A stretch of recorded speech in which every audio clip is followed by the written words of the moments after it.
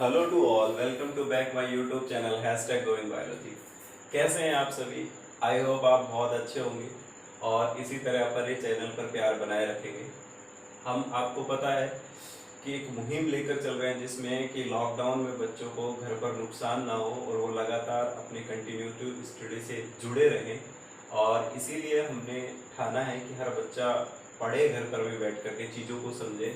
और जैसा कि मैंने बताया कि आपका इंटरेस्टिंग टॉपिक मैं शुरू कर रखा है यहाँ पर ह्यूमन फिजियोलॉजी, और जिसमें हम स्टार्ट कर चुके हैं डाइजेशन एंड एब्जॉर्प्शन को, जिसमें हम पिछले वीडियो तक स्टमक को कंप्लीट कर चुके थे। आज हम स्मॉल इंटेस्टाइन को कवर करने वाले हैं। स्मॉल इंटेस्टाइन हमारे डाइजेस्टिव ट्रैक्ट का बहुत ही इंपॉर्टेंट पार्ट है।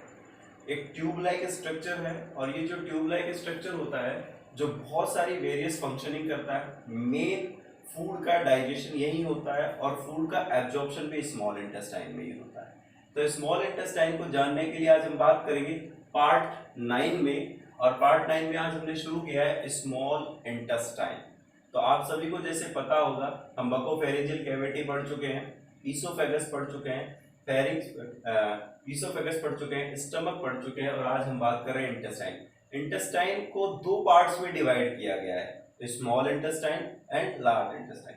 पहले मैं आपको बताना चाहूंगा कि कुछ लोग ये समझते हैं कि स्मॉल इंटेस्टाइन छोटी होती है और लार्ज इंटेस्टाइन लंबी होती है, जबकि मैं आपको बताना चाहूंगा कि दोनों की सेम लेंथ होती है, लेकिन स्मॉल इंटेस्टाइन के कंपेयर में लार्ज इंटेस्टाइन का डायामीटर ज्यादा होता है, इसलिए लार्ज इंटेस्टाइन को लार्ज इंटेस्टाइन कहा जाता है और स्मॉल इंटेस्टाइन को स्मॉल इंटेस्टाइन कहा जाता है। So please concentrate today topic small intestine. Small intestine को अगर आप देखेंगे is distinguish in 3 parts. Small intestine को 3 पार्ट्स में डिवाइड किया गया है। First duodenum, second jejunum and third ileum. Duodenum सबसे पहला पार्ट है, ज्यूजोनम मिडिल पार्ट है और इलियम सबसे लास्ट वाला पार्ट है। इलियम वो पार्ट है जो लार्ज इंटेस्टाइन से जाकर के जुड़ता है और ड्यूडेनम वो पार्ट है जो स्टमक से जुड़ा हुआ होता है। तो ड्यूडेनम क्या है? तो ड्यूडेनम एक सी शेप स्ट्रक्चर है। किस तरह का स्ट्रक्चर है? सी शेप स्ट्रक्चर है। अगर आप एनसीईआरटी में डायग्राम को ऑब्जर्व करते हैं तो वो सी शेप स्ट्रक्चर दिखाई देता है, लेकिन मैं आपको बताना चाहूंगा कि एनसीईआरटी में उसे यू शेप मेंशन किया गया है। एक्चुअली क्या होता है कि जब ड्यूडेनम का व्यू देखा जाता है तो ओरिजिनली वो सी शेप का दिखाई देता है, लेकिन कुछ जगह से यू शेप भी मेंशन किया गया है। तो जब हम एनसीईआरटी को पूरा हमारा बाइबल या ग्रंथ ही मानते हैं तो आप सब भी उसे यू शेप के फॉर्म में भी याद रखें। तो लेकिन मैं आपको बताना चाहूंगा they have the original shape of C shape but NCERT mention U shape। okay, so आगे देखिए, ड्यूडेनम स्मॉल इंटेस्टाइन का सबसे छोटा पार्ट होता है, is the shortest region, only 25 centimetre. कितने का बना हुआ होता है वो? 25 सेंटीमीटर का। इसके साथ अगर हम देखें तो ड्यूडेनम का मीनिंग क्या होता है? ड्यूडेनम का मीनिंग होता है 12। It is the name of become, it is about the width of 12 fingers। अगर हमारी 12 उंगलियों को जोड़ करके जो चौड़ाई बनती है वो एक्चुअली ड्यूडेनम कहलाती है। तो मैं आपको बताना चाहूंगा कि जो ड्यूडेनम का मीनिंग ही है 12, और आगे लिखा है it is about the width of 12 fingers. तो आप इसे याद रखेंगे कि ड्यूडेनम वर्ड किस लिए आया है? The width of 12 fingers. आगे देखिए, the opening of stomach into the duodenum guarded by pyloric sphincter। याद रखना है आप सभी को, स्टमक को हमने 4 पार्ट्स में डिवाइड किया गया था, cardiac, fundic, body and pyloric. Pyloric सबसे लास्ट वाला पार्ट होता है, तो पाइलोरिक इंस्पेक्टर पाए जाते हैं जो फूड को रेगुलेट करते हैं और आगे पास करते हैं धीरे धीरे थोड़े थोड़े अमाउंट के अंदर इंटेस्टाइन में। और इंटेस्टाइन का वो कौन सा पार्ट है? Duodenum.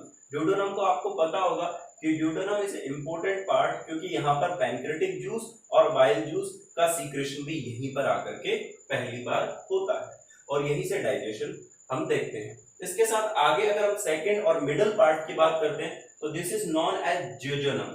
ज्यूजोनम long and coiled middle portion होता है। तो कॉइल्ड एंड मिडल पोर्शन किसे कहा गया है? ज्यूजोनम का। The jejunum is about 1 metre long. तो ये इसके कंपेयर में बड़ा है, ये लगभग 1 मीटर लंबा होता है। द ज्यूजोनम मीन्स एम्प्टी, यानी ज्यूजोनम का जो मतलब होता है वो होता है खाली। The which is how it is found at death. जब ह्यूमन बीइंग्स में जब किसी मनुष्य की डेथ हो जाती है तो कुछ पोस्टमार्टम चेंजेस आते हैं। तो मैं आपको बताना चाहूंगा कि जब डेथ हो जाती है तो जूजोनम कंप्लीटली खाली होता है, इसलिए जूजोनम का जो वर्ड है वो एम्प्टी है और वो उस वक्त कंप्लीट रूप से खाली होता है। इसके साथ अगले पार्ट के जब हम बात करें तो इलियम। आई होप आपको चीजें समझ में आ रही होंगी, आप धीरे धीरे चीजों को लर्न करते जाइए। मैं आपको पहले भी बता चुका हूँ, is a very important content, यहाँ से कोई क्वेश्चन बाहर नहीं जाने वाला है। अगर आप इसे ऑफ करके पढ़ रहे हैं, आप इन्हें अपनी नोटबुक में लिखते जाइए, एनसीईआरटी को अपनी और बुक्स को साथ में लेके बैठिए, क्वेश्चंस को सॉल्व करने की कोशिश कीजिए। आपका जो कॉन्फिडेंस है वो और ज्यादा बूस्ट अप होगा, चीजें क्रिस्टल क्लियर होगी, कोर कंसेप्ट के अराउंड होगी। मैं आपके साथ बहुत मेहनत करवाने वाला हूं और आगे तक हम बनकर चलेंगे। तो आगे देखिए, थर्ड पार्ट को क्या कहा गया है, इलियम।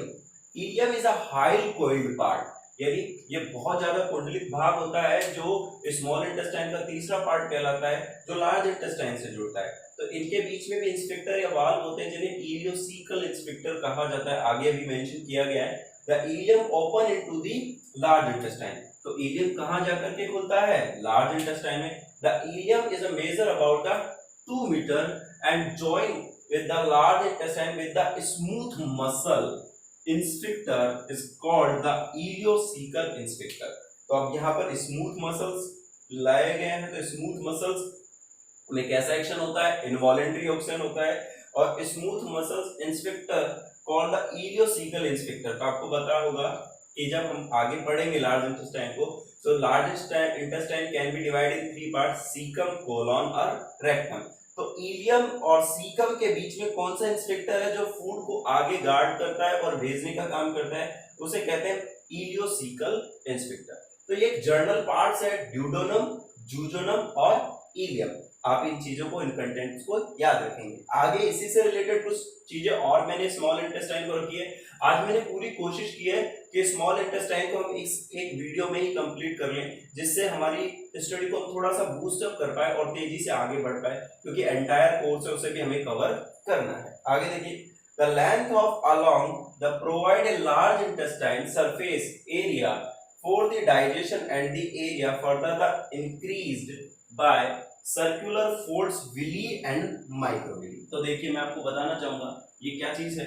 ये कहना चाह रहा है कि जो स्मॉल इंटेस्टाइन होता है उसकी जो लेंथ होती है वो उसके अंदर बहुत सारे विलीज और माइक्रोविलीज प्रेजेंट होते हैं। मैं आपको बता चुका हूं, या पहले अपन को पता है कि स्मॉल इंटेस्टाइन में मेनली फूड का एब्जॉर्प्शन होता है। तो फूड के एब्जॉर्प्शन के लिए वहां पर विली और माइक्रोविलीज प्रेजेंट होती है, जो उसके सरफेस एरिया को बढ़ा देती है। जब वो सरफेस एरिया इंक्रीज हो जाता है तो एब्जॉर्प्शन की पावर भी बढ़ जाती है और फूड का बहुत ज्यादा मात्रा में वहां पर एब्जॉर्प्शन किया जाता है। स्मॉल इंटेस्टाइन बहुत इंपॉर्टेंट पार्ट होता है, क्योंकि यहाँ डाइजेस्टिव जूस का सीक्रेशन होता है, गैस्ट्रिक बाइल जूस का सीक्रेशन होता है, और उसके बाद यहाँ डाइजेशन होने के बाद फूड कंपोनेंट्स को एब्सॉर्ब भी किया जाता है, और उसके बाद जो फूड होता है वो काइम में चेंज हो जाता है। आपने देखा होगा कि फूड की हमने 3 स्टेज देखी। जब माउथ में सलाइवरी अमाइलेज के साथ फूड कंटेंट मिलता है तो उसे बोलस कहा जाता है। उसके बाद जब वह स्टमक में पहुंचता है और HCl कंटेंट के साथ में मिलता है तो it will be change into the chyme, और जब वो स्मॉल इंटेस्टाइन में आता है और एब्जॉर्प्टिव फॉर्म में यूज होता है तो उसे कहा जाता है बोलस। और उसके बाद हमने देखा है कि बोलस के साथ में चेंज हो गया है, वो वहां पर काइम के अंदर फॉर्म के अंदर आता है। अब इसके साथ देखेंगे हम आगे की ओर, द एवरेज, यानी जो हमारी स्मॉल इंटेस्टाइन होता है उसका जो डायमीटर होता है वो कितना होता है, 2.5 सेंटीमीटर। कितना होता है, 2.5 सेंटीमीटर डायमीटर।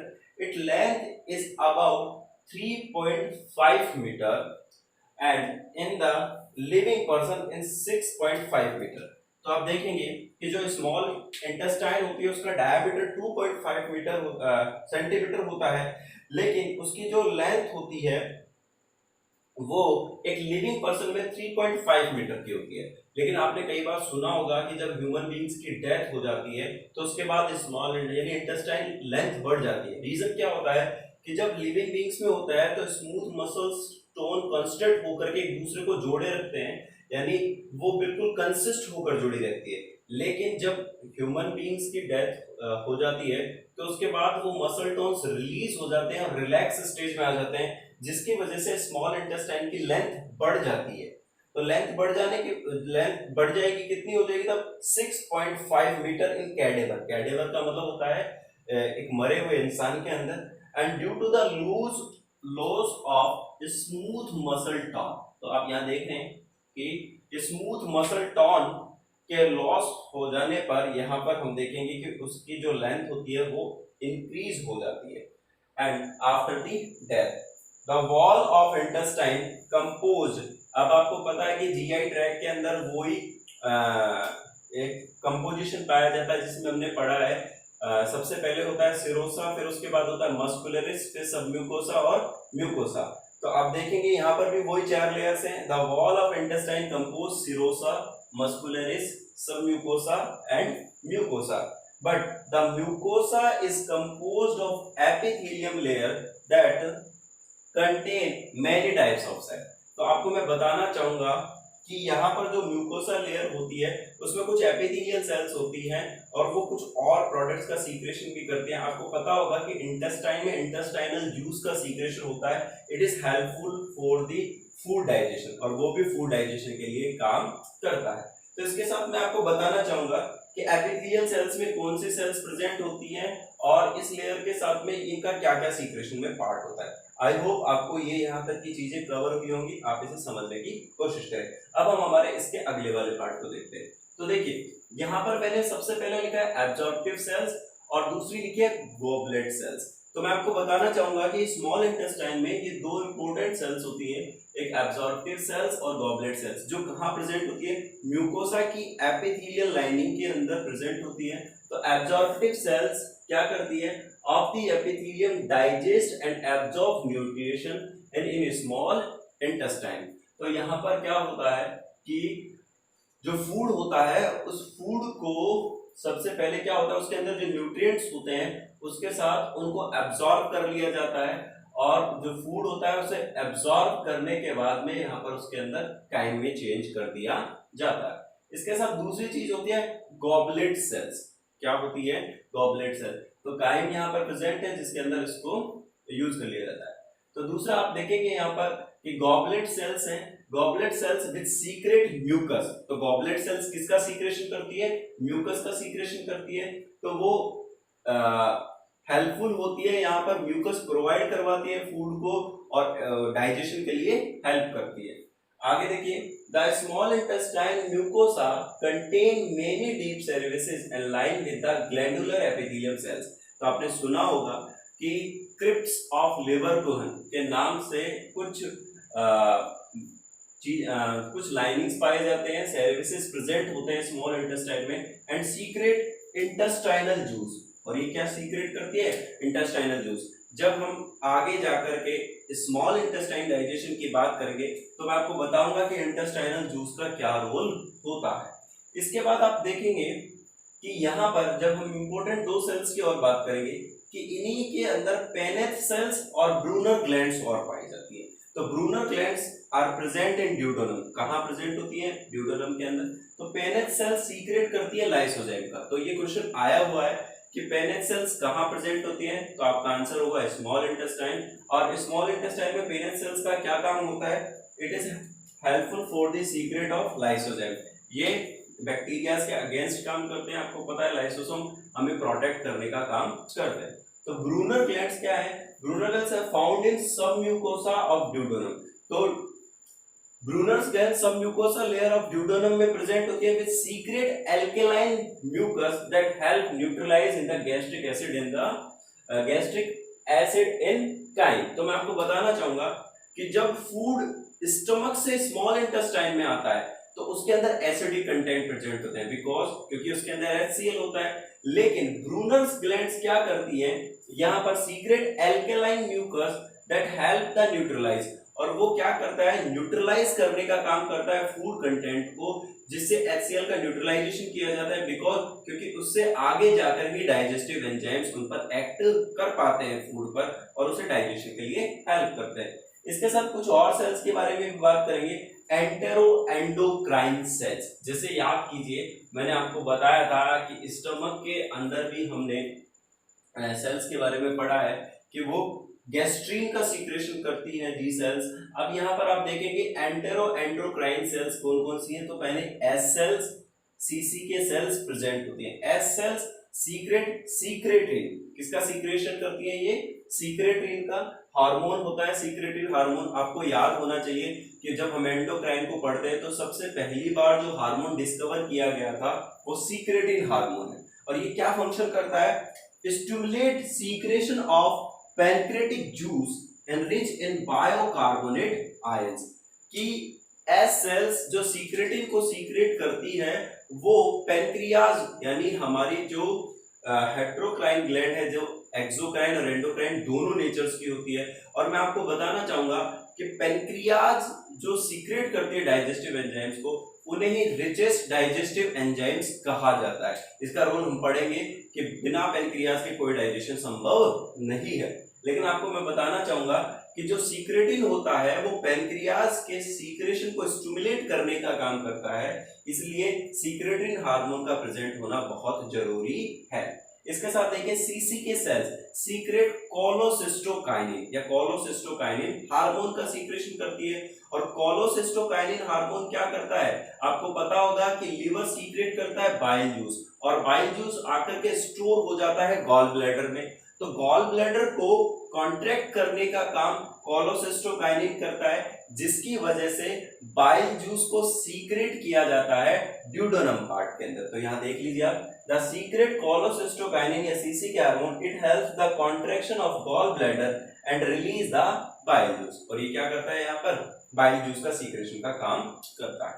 तो आई होप आपको ये सारी चीजें अभी समझ में आई होंगी। आगे दो स्ट्रक्चर और देखेंगे आप, एक तो होता है माल्ट और एक होता है पेयर्स एंड पेचेस। तो मैं आपको बताना चाहूंगा कि माल्ट क्या है, mucosa associated lymphoid tissue found in small intestine. तो ये लिम्फोइड टिश्यू के फॉर्म में प्रेजेंट होते हैं और ये क्या करते हैं, लिम्फोसाइट्स का सीक्रेशन करते हैं और हमारे बॉडी को हमारे स्मॉल इंटेस्टाइन में लिम्फोसाइट का प्रोडक्शन करने का काम करते हैं। इसके साथ pairs and patches lymphatic nodules and present in ileum, very important, इसे भी याद रखेंगे आप, important part है कि pairs and patches present होते हैं इलियम पार्ट के अंदर। lymphatic nodules है, lymph secretion करने का काम करते हैं, lymphocytes के लिए हेल्प करते हैं और हमारे बॉडी का प्रोटेक्शन करने का काम करते हैं।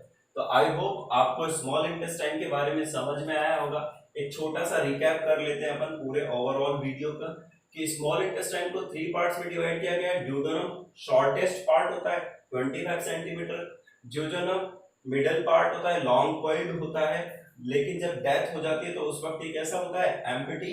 Ilium highly coiled third part होता है जिसको गार्ड किया जाता है इलियोसिकल स्ट्रक्चर जब वो अटैच होता है लार्ज इंटेस्टाइन के साथ। इसके साथ आप जब देखेंगे तो इसमें हमने बताया कि जो स्मॉल इंटेस्टाइन होती है वो नॉर्मल ह्यूमन बींग्स में 3.5 मीटर लॉन्ग होती है और उसके अंदर 2.5 सेंटीमीटर डायमीटर होता है, लेकिन आफ्टर डेथ जब स्मूथ मसल टोन रिलैक्स हो जाते हैं तो 6.5 मीटर की ये हो जाती है। इसके साथ आप देखेंगे आगे जाकर के कि एपिथेलियल सेल्स के पास कुछ सेल्स है, एब्जॉर्बेटिव सेल्स और गॉबलेट सेल्स। तो एब्जॉर्बेटिव सेल्स हेल्प करती है absorption of nutrition in small intestine food से। गॉबलेट सेल सीक्रेट करती है म्यूकोस का। फिर इसके बाद स्मॉल इंटेस्टाइन में आप देखेंगे कि क्रिप्ट्स ऑफ लिवर कोन्स पाई जाती है जो इंटेस्टाइनल जूस को सीक्रेशन करने का काम करती है। इसके साथ यहाँ आप देखेंगे पेनेट सेल्स होती हैं, लाइसोजाइम का सीक्रेशन करती हैं, और ब्रूनर्स ग्लैंड्स पाई जाती हैं जो हेल्प करती है फूड को न्यूट्रलाइज करने के लिए, क्योंकि जब एसिडिक कंटेंट के साथ स्मॉल इंटेस्टाइन में आता है तो डाइजेस्टिव एंजाइम उस पर एक्ट नहीं कर पाते, तो उस वक्त ब्रूनर ग्लैंड उसको न्यूट्रलाइज करने का काम करती है। इसके साथ ये वेरी इंपॉर्टेंट है एंटेरो एंडोक्राइन सेल्स में एस सेल्स जो सीक्रेटिन का सीक्रेशन करती हैं और सीक्रेटिन हेल्प करता है जिसकी वजह से क्या होता है, प्रोडक्शन ऑफ पेनक्रियाज के अंदर से एंजाइम्स डाइजेस्टिव एंजाइम का सीक्रेशन होता है। इसके बाद कोलोसिस्टोकाइनिन स्टिमुलेट करता है गॉल ब्लैडर को जिससे बाइल जूस रिलीज होता है। और आगे जाकर हमने माल्ट और पेयर्स और पेचेस की भी बात की जो लिम्फ या लिम्फ सीक्रेशन के लिए हेल्प करते हैं। आई होप आपको वीडियोस अच्छे लग रहे होंगे, इन्फॉर्मेशन बहुत अच्छी है। आप लगातार चैनल पर बने रहे। Thank you so much.